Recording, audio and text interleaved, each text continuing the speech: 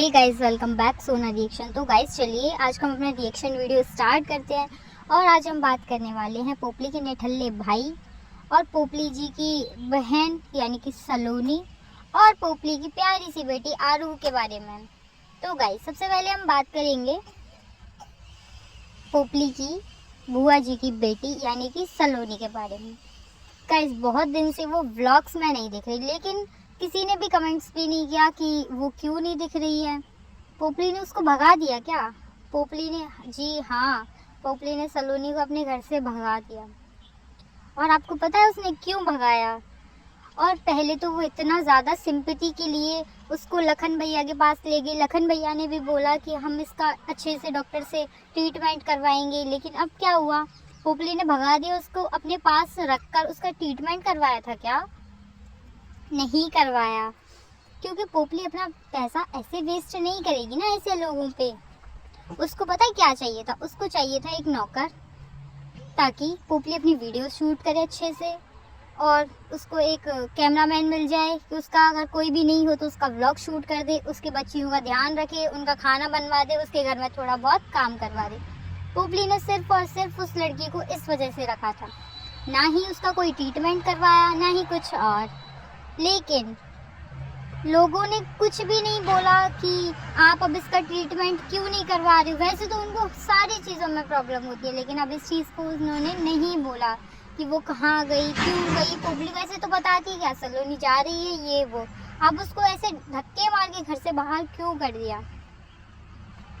ये पोपली ने अपनी वीडियोस में भी नहीं बताया, क्योंकि उसको अब पता है उसको क्या हुआ।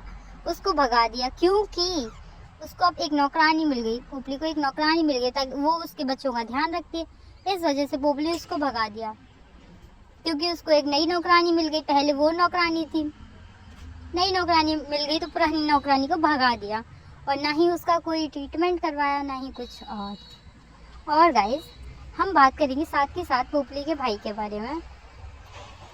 पोपली का भाई, वैसे तो सारे लोग उसको मतलब इतना अच्छा, इतना प्यारा बच्चा, उसको बच्चा बोलेंगे, ठीक है, इतना प्यारा, इतना हसीन, इतना टैलेंटेड बच्चा, वो अपने भाइयों का मतलब अपनी बहनों का ऐसे सपोर्ट कर रहा है, ये वो, मतलब उसके दोनों भाई उसकी इतनी ज़्यादा सपोर्ट में है, वगैरह वगैरह, जो भी ये लोग भौंकते हैं वो चीज़ें। कहीं सबसे पहले एक चीज़ बताओ, जब पोपली का भाई ऐसी गंदी हरकतें नहीं देता तो वो उसको प्रमोट क्यों नहीं करती? क्यों पोपली अपनी भाई की आईडी से वीडियोस डिलीट करवाती रहती है? और पोपली ने उसको फॉलो क्यों नहीं किया? जब उसका भाई इतना ही अच्छा है, बड़ा वाला इतना ही बहुत ज़्यादा सपोर्टिव है, छोटा इतना ज़्यादा सपोर्टिव है, लेकिन उसको फॉलो क्यों नहीं करती फिर उनको पोपली? इस चीज़ को भी लोग कोई नहीं बोलता कि पोपली अपने भाइयों को तो फॉलो कर ले, दूसरों मतलब अपने मुंह बोले रिश्तों को तो ऐसे फॉलो कर दिए, क्योंकि पता है वो बहुत बड़े यूट्यूबर्स हैं, उनसे तेरे को फ़ायदा ही होगा, इस वजह से वो उनको फॉलो करती है। जैसे कि लखन भैया को भैया भैया भैया चिपकी रहती है ना उनके पीछे। अब अपने भैया को कुछ नहीं है, अपने भैया तो निठल्ले हैं, तो उनको तो कर ही नहीं सकती, क्योंकि वो इसी की इमेज डुबाएंगे, इस वजह से फॉलो ही नहीं कर रखा, और ना ही उनको देखती है, ना ही उनकी वीडियोस को लाइक करती है, ना ही कुछ और लोग बोलते हैं धीरज भैया के बारे में, उनके दांतों को लेकर। गाइस सबसे पहले आप एक इमेज देखना, मैं यहाँ एक इमेज लगाऊंगी, उसमें ना पोपली की बच्ची के दांत देखना। क्या पोपली भी अपनी बच्ची को गुटखा खिलाती है?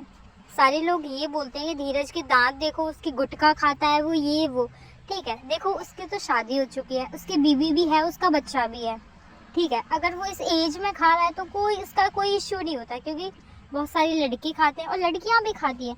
तो क्या जिससे पोपली की बच्ची है, ये पोपली इसको गुटखा खिलाती है, इस वजह से इसके दांत गंदे हो रहे हैं क्या? गंदे क्या, पूरे सड़ रहे हैं। और पता है, हाँ, अब आप ये बोलोगे कि छोटे बच्चों के दांत सड़ जाते हैं। आपको पता है छोटे बच्चों के दांत किस चीज़ से सड़ते हैं? पोपली के पास और कोई कुछ काम तो है नहीं, वो उसका मतलब अपने बच्चों का भी ध्यान नहीं रख पा रही है, उसके दांत पूरे सड़ रहे हैं। उसके दांत क्यों सड़ रहे हैं? सिर्फ और सिर्फ लापरवाही के कारण। या पोपली इतनी ज़्यादा अपने बच्चों को चॉकलेट्स खिलाती है, हैवी डोज में चॉकलेट्स देती है क्या? या गुटखा खिलाती है उसको? मतलब पोपली अपने बच्चों का भी ध्यान नहीं रख सकती, तो सोचो जिसने उसको जन्म दिया है वो अपने बच्चों का ध्यान नहीं रख पा रही, तो वो सासू माँ ससुर साहब का ध्यान कैसे रख लेगी, है ना।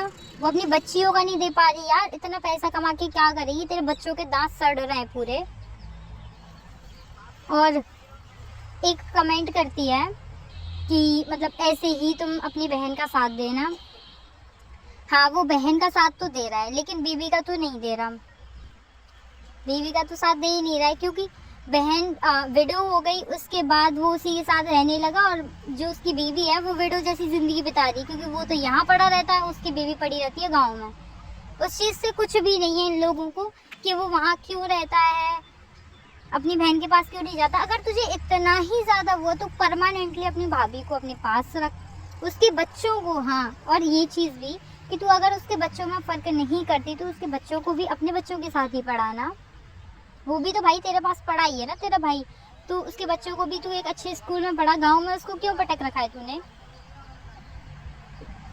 पोपली का तो क्या ही बोलना, पोपली के ऊपर कोई कुछ भी बोले तो वो सारे लोग गलत हो जाते हैं, और उसकी जय जयकार करे तो वो सारे लोग अच्छे हो जाते हैं।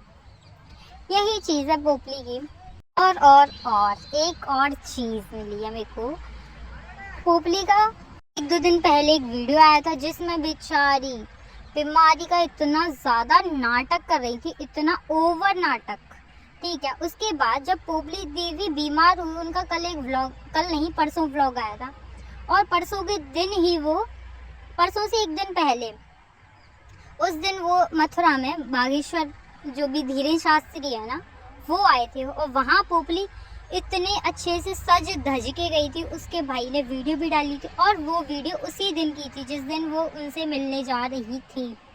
तो बीमारी का नाटक तो साफ साफ दिख गया ना। यहाँ मैं एक क्लिप लगाऊंगी, आप उसको देखना, उसमें लगता है किसी को कि ये बीमार है।